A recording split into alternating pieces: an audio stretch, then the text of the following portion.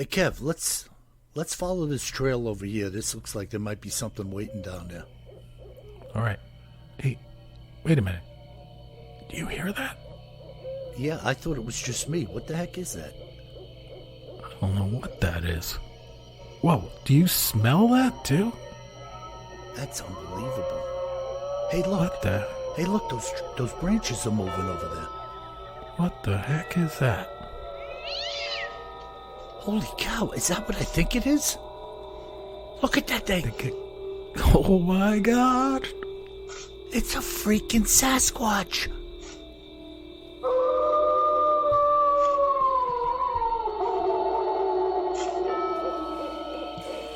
Welcome to the Bigfoot Terror in the Woods Sightings and Encounters podcast. I am your host, W.J. Sheehan. Hello, everybody. Thank you once again for joining my brother and I for what is going to be a fantastic podcast. My name is W.J. Sheehan, if we've never met, and I am the author of a series of books entitled Bigfoot Terror in the Woods, Sightings and Encounters, all of which are available at Amazon in paperback and ebook. And if you're an audio buff, Audible, iTunes, and Amazon as well. You can get those books, volume 1 through 8, over there. And now, may I introduce you to my brother and co-host, KJ Sheehan. Kev, how are you? I'm doing great. How about you, Bill? All right, and for you in the audience, if I'm sounding like I have a little bit of a lisp or something funny about my voice, I'm undergoing some dental reconstruction. That sounds like fun. Oh, no. There is nothing fun about it. And I'm only laughing because if I didn't laugh, I'd be crying. Oh, yeah. But, yeah, I'm doing a partial denture for my friends out there, and I had 2 extractions done, and she could have taken out a jackhammer to do the work she was doing because it was freaking rough going. And this is to replace the teeth where the Bigfoot punched you in the face? Yeah, but I got them back. While you were reloading? Yeah. Well, you can punch me all you want, but when the lead starts flying, it's game over. I'm sorry, did I hurt you? Just had to get the jam out. Kev, I mentioned to you when we got together tonight, I got a little something before we do our Cryptids in the News and Other Oddities segment, and I for some reason, I have a feeling a lot of people in the listening audience are a lot like me when it comes to strange things or facts, odd happenings. And, of course, look at what we do here. There's no we do some strange stuff. Yeah, and really, I don't know, maybe once in a while I'll flip one of these onto the podcast just for a couple of a little thought-provoking read. This particular one that I don't know, I felt compelled to bring it to the air tonight.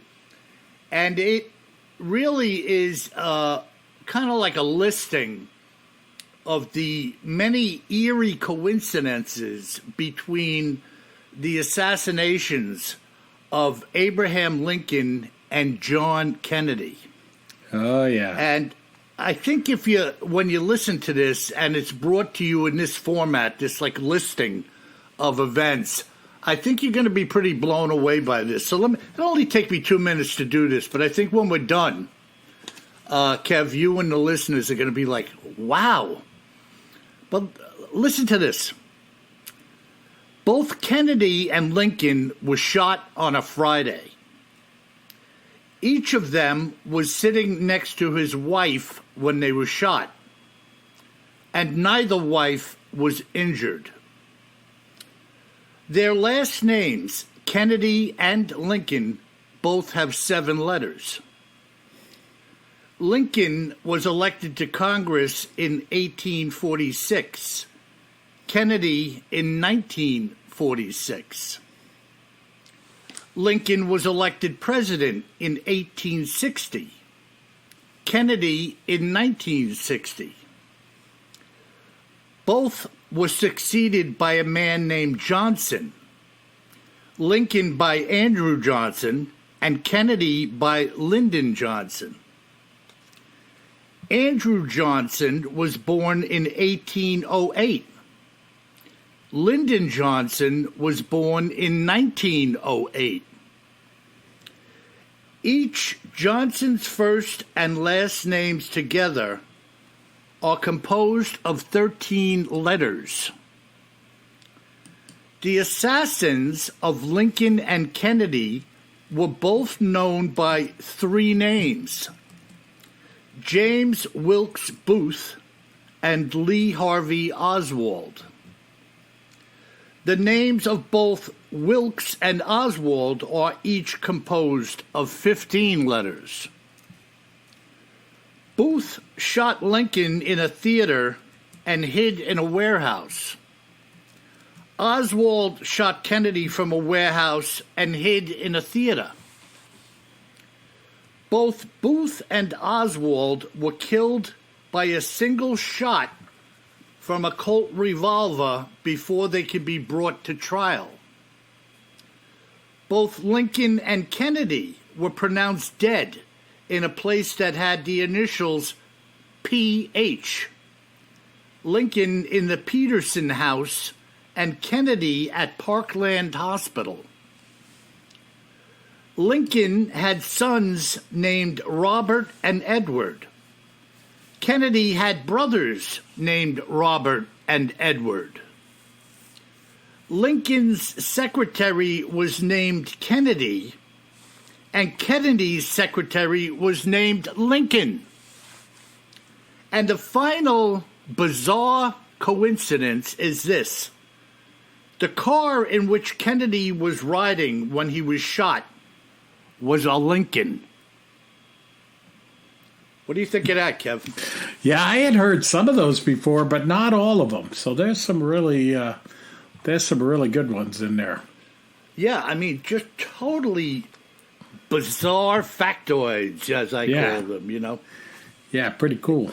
Yeah, pretty interesting. Cool. Interesting. You know, I'm sure a lot of people out there will get just a kick out of that little rundown, because I think there are a lot of them a lot like me I mean, you. like I said, I heard some of those before, but not all of them, and it was more compelling. Like, you know, the one that's always kicked around, well, you know, Kennedy was riding in a Lincoln Continental, but, you know, that's not that big of a deal. But the other stuff is pretty darn interesting.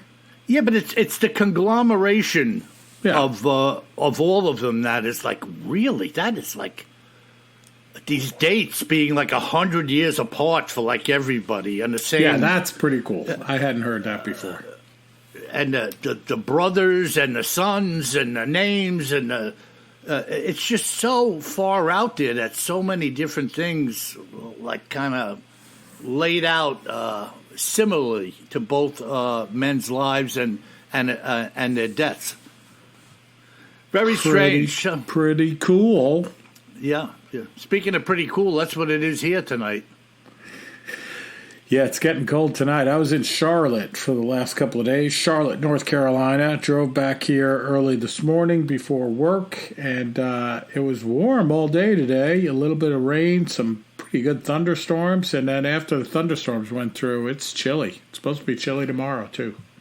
Yeah, well, I think tomorrow we're having opening day at Yankee Stadium. That's Boston right, against the evil Red Sox. Yeah, Boston and the Yanks once again. It's interesting that that's opening day, right? Like, it was supposed to be today. What do you mean? They called it because they saw the weather that was coming through, and they knew they would never get it off. Oh, okay. So tomorrow is the day. I think 1:00 in the afternoon they're having a game. Okay. Cool. I didn't check the time. Here we go again. Baseball. Baseball is going. Bugs Bunny, first base. Bugs Bunny, second base. Bugs Bunny, shortstop. Bugs Bunny, third base. Bugs Bunny catching Bugs Betty. You remember that? I do. Now that you're doing it, I remember. I love that stuff. It's funny. So Baseball. So spring's got to be here, right? Yeah. I know it is officially spring, but it hasn't felt a lot like spring lately, even in North Carolina. I know. Well, it's April. I think we always chomp at the bit a little bit that, we want this beautiful balmy weather to just kind of blow in on us and sit outside on a porch chair, but the reality is, like, even with baseball, how many baseball seasons and opening days have started up here in the Northeast? Cold. We've even had snow. With some snow. Yeah, absolutely. I think they get more snow on opening days of baseball season than when they play the outdoor hockey games, the Winter Classics. It's kind of funny. Yeah, it is weird. But I'm glad to have it. I'm sure everybody else that's into the game is glad too. Absolutely. Especially because they were talking about going on strike and stuff like that, right? Like, that would have been a train wreck. Yeah, I'm glad cooler heads prevailed and these guys are starting to realize, hey, it's about the fans. Yeah, and it's a pretty good gig we got here. Yeah, real good gig. Getting paid millions of dollars as adults to play baseball. Come on. Yeah, and a lot of them sitting out for half the season. Yep. And still getting paid. Yeah. Hey, Kev, what happens to you if you sit out for half the year? Yeah, I don't get paid. Shocker. Yeah. Shocker. Yeah. Hello. Yeah, even if I'm not treated fairly. What I deem fairly. What do you got tonight, bro, in our a few weeks ago we went to the Freaky Deeky in Cryptids in the News and Other Oddities, and we're going back to Freaky Deeky tonight. I love it. So this isn't like a scary, creepy one, but it's freaky, and it's kind of fun, too. And I never heard of these critters, and they are critters. So you tell me, have you ever heard of something called the Rebob? Rebob? Rebobs. Is that anything like a Reebok? Nope, they're not sneakers. They are, in fact, the flying monkeys of Napa Valley, California. No kidding. Yeah. Flying monkeys? Flying monkeys. As in... Exactly like that. And your little dog, too. Oh, my God, when I was a kid, those things sent a chill down my spine. They were creepy, man. With the little bellboy hats on and vests. That was a scary... One of the greatest cinematic pieces ever put together. Oh, yeah. Without a doubt, in that day and age, The Wizard of Oz... Yeah, it was I think it was like 1935 or something. Yeah. Just fantastic. Way back there. So, look, these Rebobs, what's the gig with them? Rebob, so this article was written by someone named Darcy Nadell. I think it was for a local paper up there. And these Rebobs, they've been around, a legend of them, they've been around since the 50s. And they do look a lot like the flying monkeys from The Wizard of Oz, but, no little bellman hats or vests or anything like that. But definitely, no slick jeans? Definitely freaky. No skinny jeans either. Yeah, no boots or anything. But they do have varied descriptions. Like, some of them are wildly varied, so that's kind of freaky deaky in itself. And they show up in a little town in Napa Valley. So we're talking Northern California, where some of the greatest wines, at least in the U.S., I have to say that for our French listeners. Of course, a lot of people think the California wines are better than the French wines. But I don't want to alienate any Frenchies. Well, Kev, Yeah, I got to bust in here. There was a tasting test done many years ago by none other than a group of Frenchmen. It was a blind taste test to kind of end the quibbling about whose wine was better. Do you know, this is a true fact, the Frenchmen themselves voted for not one, but all of the California wines as being the best. However, they are no longer Frenchmen. We have kicked them out of the country, and they not even are allowed to speak French anymore. Bon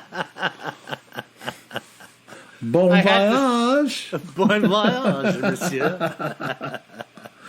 I'm sorry to bust in on you like that. No problem. So a lot of these sightings are along a road called Patrick Road. And there's some pictures of Patrick Road as you're going down it, which I'll put up on BigfootTerrorInTheWoods.com, where it's painted in the middle of the road, beware.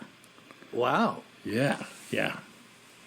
So, like I said, the rumors have been around for decades, but they have very much varying descriptions. So some of them, are classic monkey-like appearance with wings.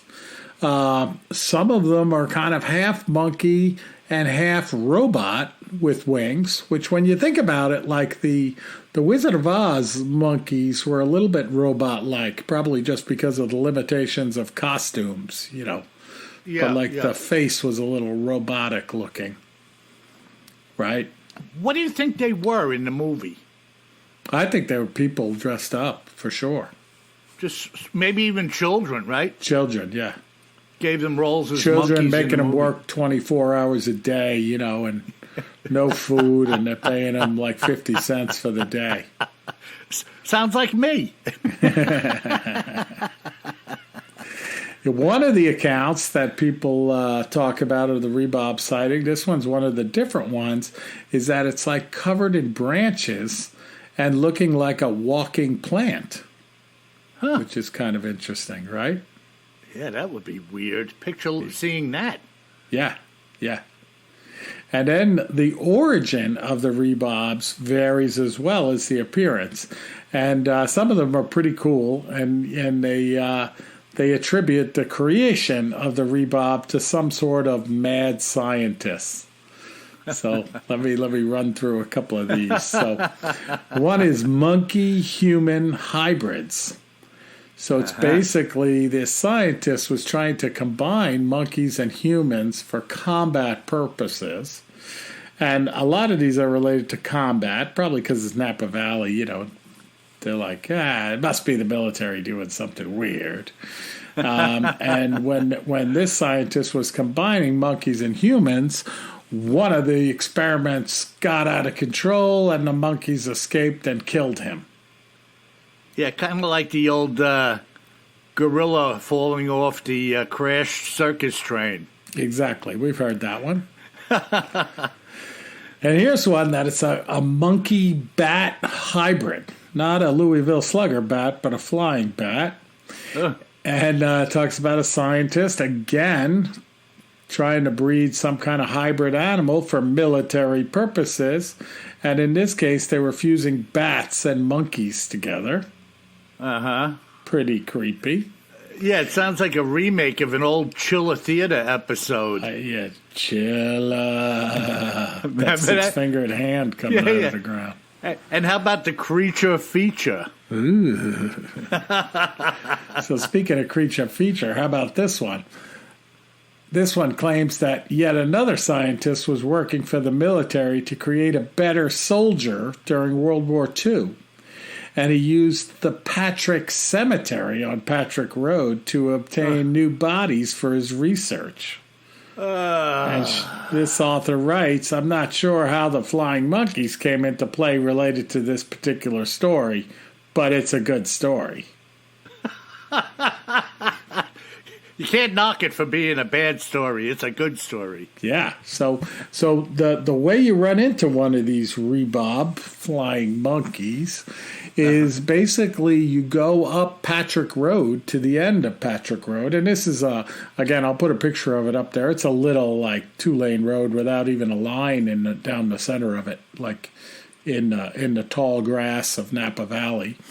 And you go up to the end of Patrick Road and you sit there, and eventually these flying monkeys will come out of the trees and attack your vehicle and jump on it. Wow. And then another, go ahead. Do we have any, at the very least, do we have any testimonials from any people who have been attacked? Nothing that's super credible. But it is freaky deaky. Yeah. And then another one is that, like, a lot of the attacks happen around, like, Lover's Lane incidents on Patrick Road. So, they go up there and they're hanging out, parking in the car, young kids, and then they get attacked. The car gets attacked by these Rebobs. Huh. Kind of like that one Mothman episode where that couple got attacked. Yeah, well, and a couple of people that commented on these different articles online mentioned that it is a little bit like Mothman, right? And the Jersey Devil. Yeah. Got those big wings, bat-like, monkey-like, whatever. Yeah. So. Well, I'm not completely discounting. People are going to take stories and embellish them, no doubt about it. I kind of have a feeling that's what happened here. But I'm not of the mindset where I say something originally happened here. And then some people took the ball and ran with it, embellishing it and talking about these mad scientists and this and that, Yep, no doubt about it. Yeah, who knows what really is at the bottom of this? Anything current come up about this, or no firsthand accounts? So it's more like they'll say, lovers were attacked and children were attacked and dismembered and stuff like that, but nothing really to kind of hang your proverbial hat on. Yeah, it's like a creation of a horror story, Exactly. It's not quite like creepypasta like we've talked about in the past. But, it is this legend around Napa Valley. So here's the fun part of the whole thing. Uh-huh. So the Napa High School, back in 2018, they were facing local pressure because their mascot was some type of Native American, which has fallen out of favor, right? Like the Washington Redskins or whatever. And so they had a contest of who their mascot should be. And according to this other article, they picked this creature as their mascot. Huh. So how cool is that? Yeah. I mean, it's got funk, it's got style, baby. Yeah, why not? I mean, a little Rebot action. This winged monkey is pretty darn cool mascot. Yeah. I'd like to have one as a pet. Well, be careful what you wish for. It may be scratching on your bedroom window tonight. Yeah. Well, two things are going to happen. Hopefully it's on the outside of the window. Two things are going to happen if anything scratches on my window tonight. The first one is I'm going to need a new box of shotgun shells. The second one is I'm going to need a new window. There you go.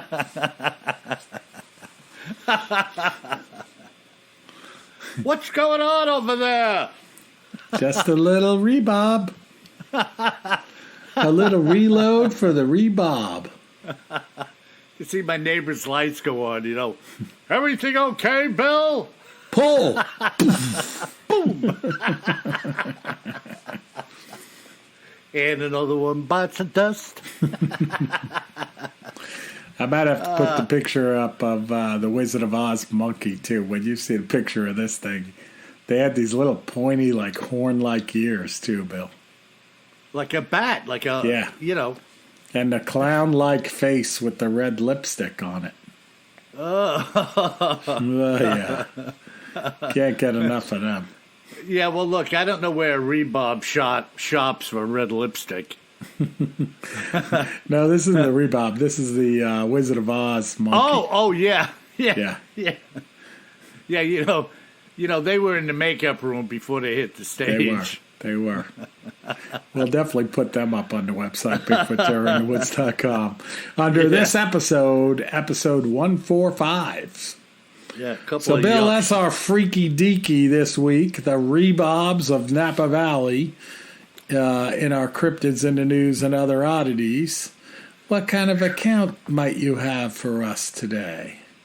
Well, you know, this is all Bigfoot counts are strange, right? I mean, when you're hearing them from the people, it's even stranger.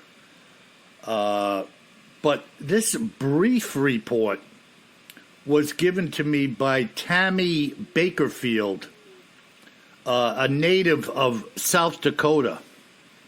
This is what Tammy had to share. The Bigfoot sighting, which I had called you about, took place in the Blackhills National Forest in my home state of South Dakota. The park actually consists of over 1 million acres and is incredible in its vastness and diversity. There are 32 trails in the park, and this trail is labeled number 26.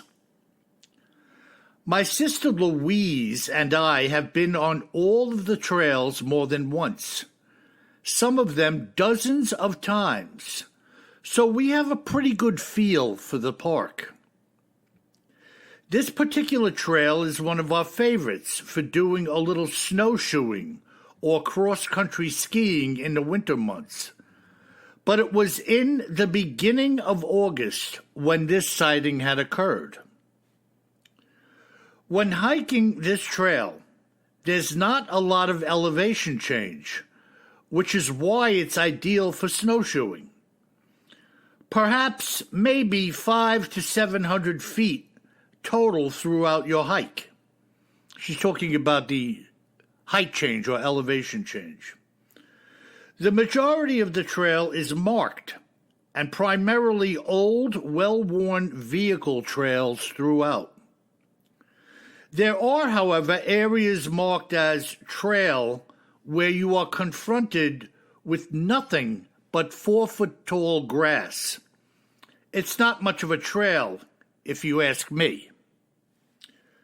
While walking along these trails, you are, for the most part, walking between low, rolling hills that are fairly well covered with small to medium-sized pines and some dry, rocky terrain.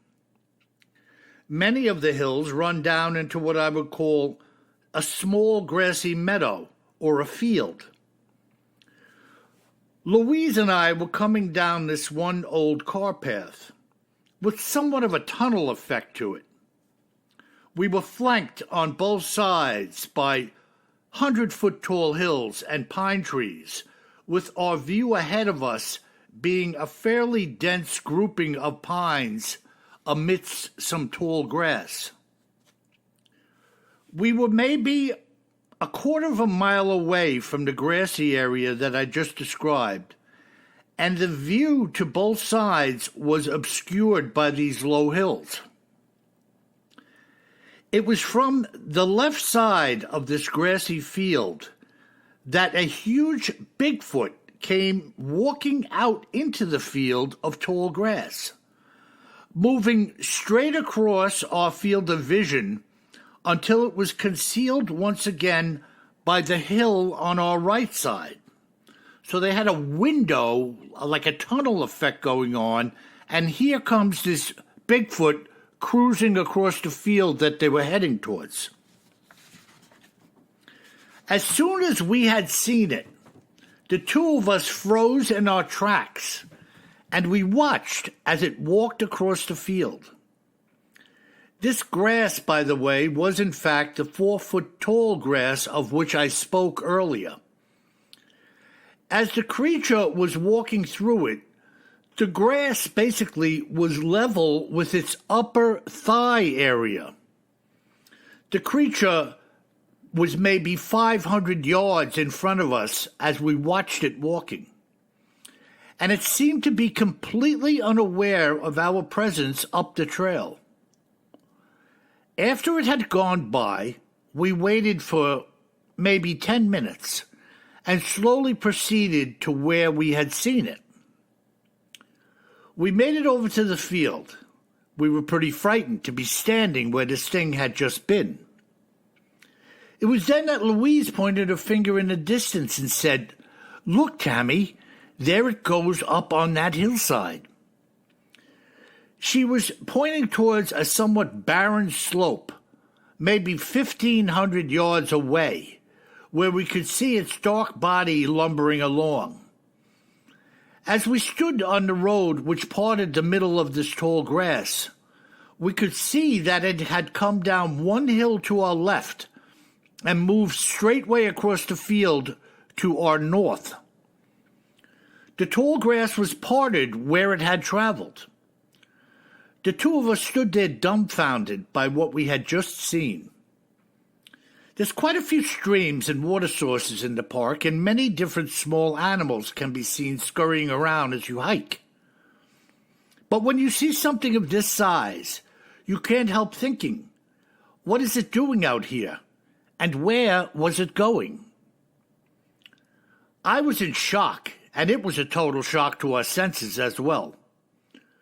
When it was cutting through the grass, its body must have been fully at least another 5 to 6 feet above the grass, more than likely making it some 9 or 10 feet tall. The movement seemed to be slow motion and very lethargic, and yet, now that we were standing where it had been, it had walked about 100 yards in maybe 15 or 20 seconds' time, which told us that it takes some seriously long steps to do so. In the bright sunlight, its fur was most definitely an auburn color, because the red highlights were reflecting brightly in the light. The fur was glistening, and it actually appeared very clean and almost groomed. From the view that we had, which was the side of the Bigfoot, its head was somewhat below its shoulders and leaning slightly forward. Its upper shoulders or muscles were behind the base of its head. As we watched it walk, the arms swung in a very slow and deliberate pendulum-like movement that appeared almost synchronized with each step. This made the creature look almost mechanical or robotic. I guess that we were more shocked than frightened when we saw it, having spent so many days and hours in this wilderness through the years. Most of our friends couldn't believe it as the word began to spread around about what we experienced that day in 2006. But now that we know they are here with us, it's eyes wide open every time we enter the forest from here on out. What do you think of that, Kev? Whoa. Giant auburn-colored Bigfoot coming out of 4-foot-tall grass. That's creepy. Yeah. Eyes wide open from here on out. Yeah, man. I'll tell you something, Kev. If the day ever happens that you're out hiking and you get a flash of one of these buggers or see some tracks, what do you think how do you think that will affect you? It'll be the same old story, Bill. I'll be looking at something that I, have been told my whole life really didn't exist. Yeah, and there it is. You think you'd be second guessing yourself? Like, oh, well, maybe, I don't know. I think it could have been a guy in a ghillie suit. No, not especially not in the broad daylight sightings like this. I think if it's the middle of the night and even if you get a good look at it, I think you would be second guessing yourself. Like, was it really that? Unless it's standing in front of you there for 20 seconds, 10 feet away, like some of these sightings are. Yeah. But not a broad daylight. Come on. Again, as long as you know what a bear looks like, which I do. Yeah. Yeah. Answer this question. Do bears have pointy ears?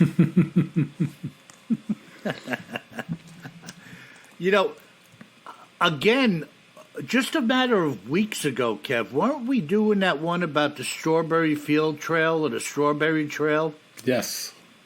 And here's this lady, it didn't even dawn on me.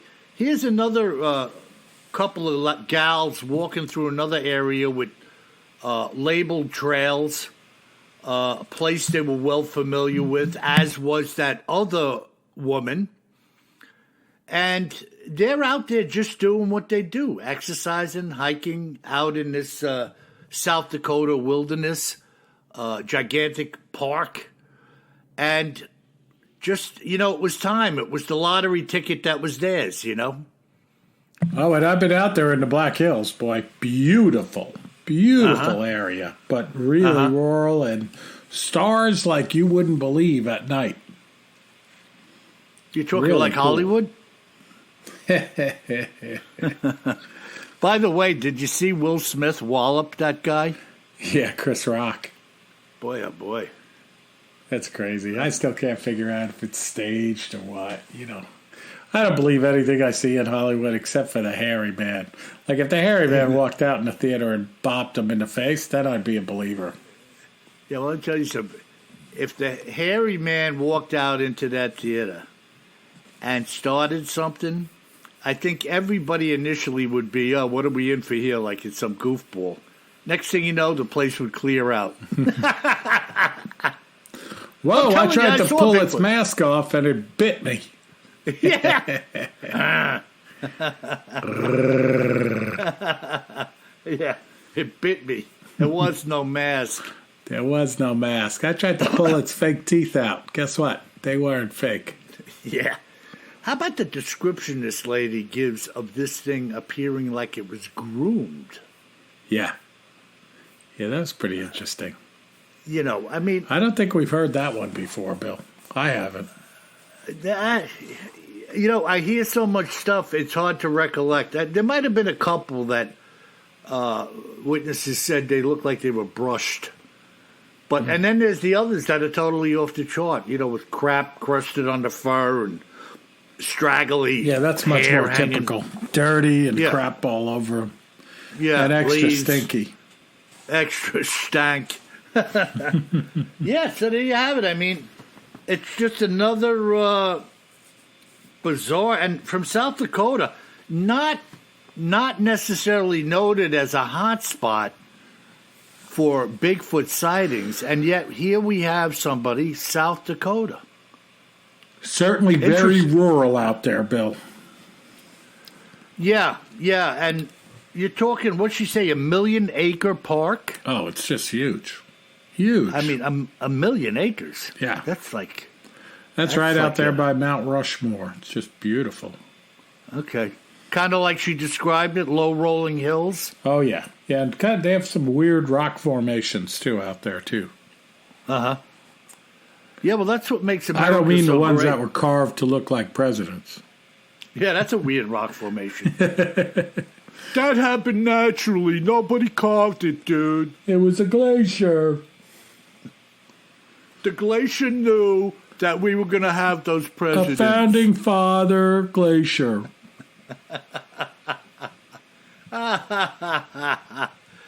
Hey, by the way, how about a Bigfoot giveaway? Whoa.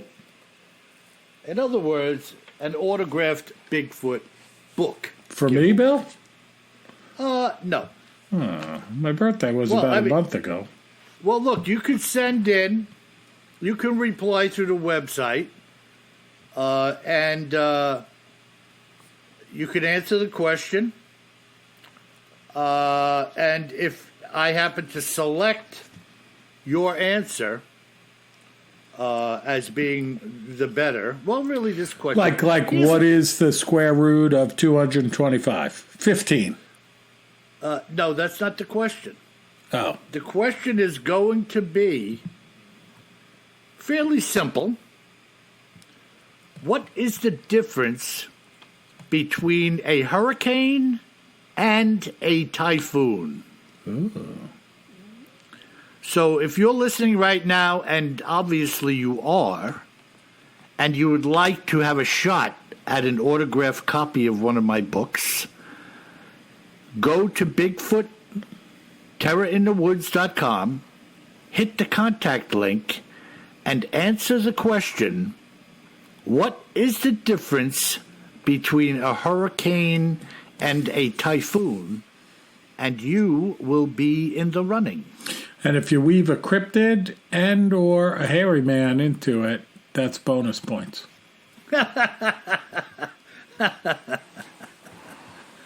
Oh, we're going to make a little twisted tale, are we? Absolutely. Yes. Bigfoot riding a broom. Oh, man. So that's it. Somebody's going to get a free book, or nobody's going to get one if nobody answers the question. Oh, they'll answer the question. We always have good take rate on our contests. I never get a book, Yeah. but, you know. But you haven't entered. I have. You don't pick my entry. Yeah, I was Mary Smith once. I used Martha's name once. Once. Even signed it with a paw print. Yeah. I signed mine, Ted Bundy. I would have traded the book for like a biscuit and gotten it from her. That's funny. Yeah, so that's it, man. That was a good account from South Dakota, Black Hills. Very cool. That Rebob jazz was like off the charts, freaky deaky. I mean, you know, sometimes when you tell me something freaky deaky, I'm like, well, I don't know where we're going, but we're going. We're going. But we're going, and brother. by the way, if you need to get a little creep on, folks, just Google the image of the flying monkeys from The Wizard of Oz. Oh, my goodness. I'm going to put one of them up on the website, too, under this episode. Those things are creepy looking. Yeah, they were creep. Yeah. And that Margaret Hamilton, who played the witch, I mean, you know, she did some other stuff back then in the black and white movies.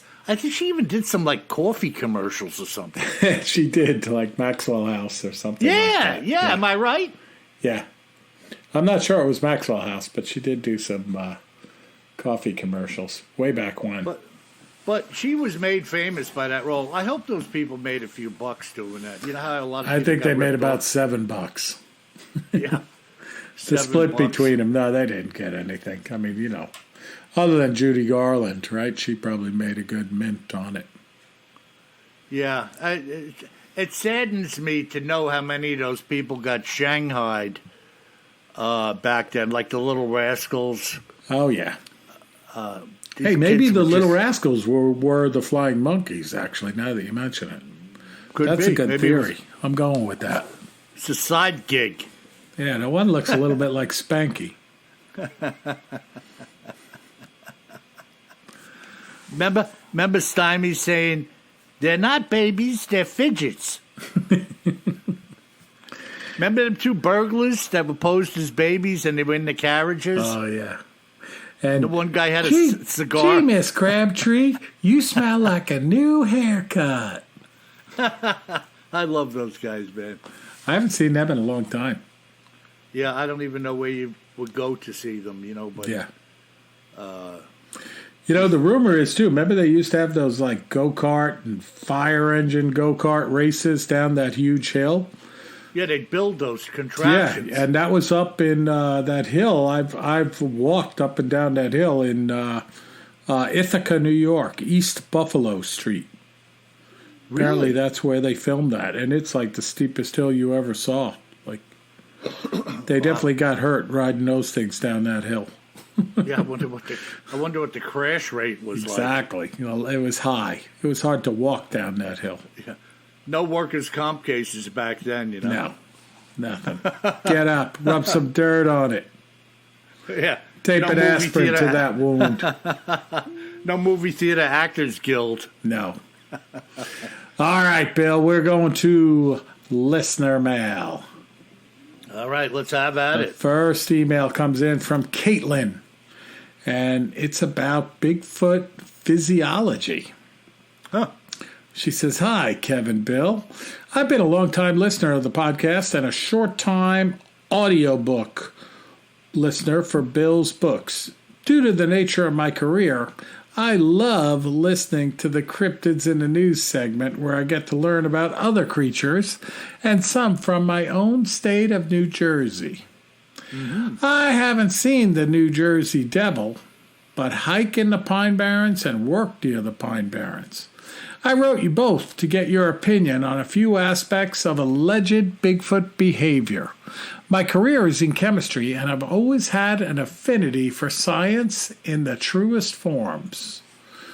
Basically, logic, hypothesis to be experiment is something I use by nature." She has 2 questions, Bill. First one for you. Okay. I understand you have more physiology knowledge than I do. Are you sure about that, Caitlin? Just because he claims to have seen a flying monkey, it doesn't mean he has better physiology knowledge. Smart woman, that Caitlin. But she says, I've listened to all of your podcasts and audiobooks, and I've noticed multiple consistencies and was wondering that in order to have a stride in which one foot is in front of the other, making tracks in a straight line, what kind of lower body pelvic structure would a Bigfoot have to have? Boy, that sounds like a riddle, Bill, and I'm glad she asked you. Well, you know, really, it's a simple thing. We don't have a body, so we can't tell exactly. But in my opinion, for that to occur, the pelvis or the socket joint on the sides of the pelvis is only one piece of the puzzle to make that happen. So let's just assume the creature has similar ball and socket joints as we do in our hips.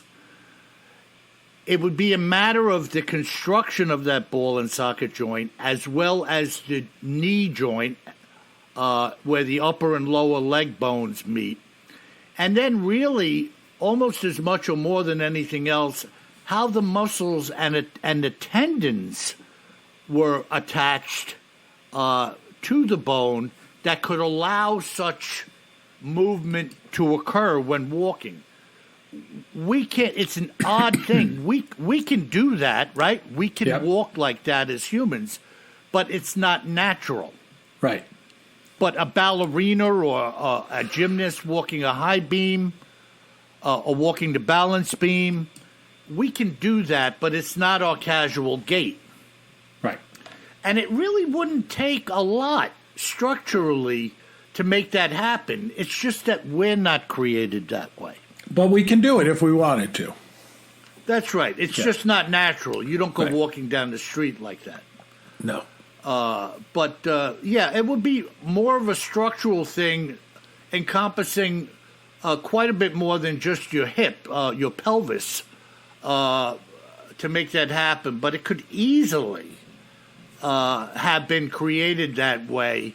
Where that and by the way, Kev, you know, I commented on more than one occasion that in the Patty film, and I think another clip I've seen, some of these Bigfoot appear to be what I call a little bit knock-kneed. Yeah. Where the knees come close together in the middle of the leg. Now, that may be also a clue structurally to a different design at the knee that is the norm for these creatures. Right. which gives them that close gait left to right. So it's a mystery, right? The whole Bigfoot enigma is one big mystery. And I hope we gave your question its due. What was the second part, Kev? Well, here goes. The second part is for me. Okay. Kev, I heard you mention the Secret of Skinwalker Ranch series a couple of times in the past seasons of this podcast. I have a lot of downtime at work, and I like to watch shows while I work. I came across the Skinwalker Ranch series only recently, but was only intrigued because I heard it on this podcast. As a woman of science, I'm completely captivated by the experimentation on the show, and thank you for the recommendation. It is super cool, Caitlin, that they have, the scientists on the show and really being disciplined about doing controlled experiments. And by the way, Secret of Skinwalker Ranch is coming back here in May of 2022 for another season. So sit tight. It's coming up quickly. And she writes, I spend a lot of times outdoors fishing and hiking. I believe wholeheartedly that Bigfoot is real, even not ever seeing one myself. What I have learned while listening to the podcast has led me to have the utmost respect for them. If I ever get the honor of having my own experience, I will owe it all to you both and what I've learned from this. Wow, that's pretty impressive. But Caitlin, make sure you also pay attention to the words that my brother says at the end of every episode. Yeah. Always carry more gun than you think you're going to need, Caitlin. That's right. That's right, Kate. And Bill, speaking of carrying more gun, our next letter comes in from Brad from Indiana. All right. And he says, how ironic that listening as you talk about the black-eyed children seemingly every week, that should I watch the newest episode of Paranormal Caught on Camera on Discovery Plus, and they show a pretty clear recording from a cell phone of a 2.5-year-old child dancing, and a few frames of the video stands a very eerie-looking child with black eyes. What? And as the little child is dancing, he turns and even acknowledges the black-eyed child standing there. There you go. Yeah, you want to talk about Creep Fest. No doubt about that. Hello. Black-eyed children. Kev, the first time I heard about the black-eyed children, this guy was talking about how these two kids approached him while he was sitting in his car in a parking lot, asking him if Can they I could borrow your phone? No. They wanted to come in the car and have him give them a ride. Oh, yeah. Wouldn't that be nice? And he looked up and described what we're now talking about, these black-eyed kids. This pasty, pale complexion, jet black shark eyes. Shark eyes. I like that. Yeah, that just like that's nothing. a good description. That's what I was thinking of, but I never thought of calling it that. And they get in, Bill, at one of the rest areas, the Molly Pitcher rest area on the New Jersey Turnpike, and they say, please take me to the Blackhills of South Dakota. We'll pay for the gas. Of course we will. They are creepy. Their eyeballs just remind me of like a doll, right? Like a black button. Just plugged in. You can't tell if it's looking at you when you walk to the left or the right. Which, by the way, looks a little bit like the eyes on the flying monkeys from The Wizard of Oz. Pull them up. Take a look. There'll be a picture under podcast 145. All right, Bill, our last email this week comes in from Preston in the Adirondacks. Okay. And he says, hey, WJ. Come on, Preston, you can show me a little love, too. But he didn't. Hey, WJ, I just received my copy of UFO Sightings and Encounters. What an incredible book. I barely put it down. I think most of us interested in the big hairy guy would like to hear a UFO encounter included in the podcast from time to time. Keep those UFO volumes coming.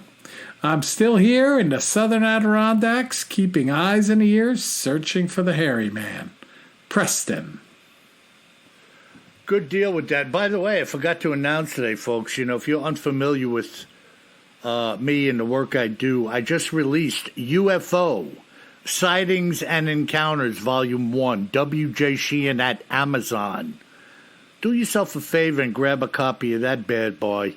If you want to get your freak on, there's some strange goings-on around this planet, not only in the land of Bigfoot, cryptids, but UFOs.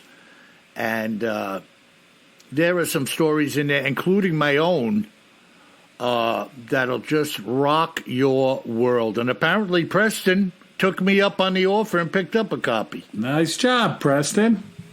Yeah, they're freaky, man. Very good. Well, folks, thank you so much for writing in. Thank you for listening. And thank you for all those 5-star reviews. If you haven't given us a 5-star review or even a written review with 5 stars, please do so today. We love hearing from you, and it allows us to bring new listeners to the podcast, which is fantastic. Absolutely. And great job, Kev, with that. It's a little strange, a little comical almost, but, it's not all blood and guts and gore. No, hey, it's a cryptid, too. I mean, it's cool. Yeah, it's a strange and odd thing. And the other oddity is just this, that mankind seems to be infatuated with strangeness, fairies, Rebobs, all of these odd creatures. And it creates this sense of real or not so real. But we love this. We're infatuated with it. It got me to take a look, and hopefully all of you listeners out there, to take a look at one of the flying monkeys from The Wizard of Oz. So if you didn't get your creep on, that'll get your creep on. Yeah, and, I don't know if Tammy Bakerfield, the South Dakotan, that gave me this encounter, is listening to this podcast. I have no way of knowing. But in light of what she said, it's eyes wide open every time we enter the forest from here on out. I may add to that, Tammy. Always carry more gun than you think you're gonna need. Sleep tight.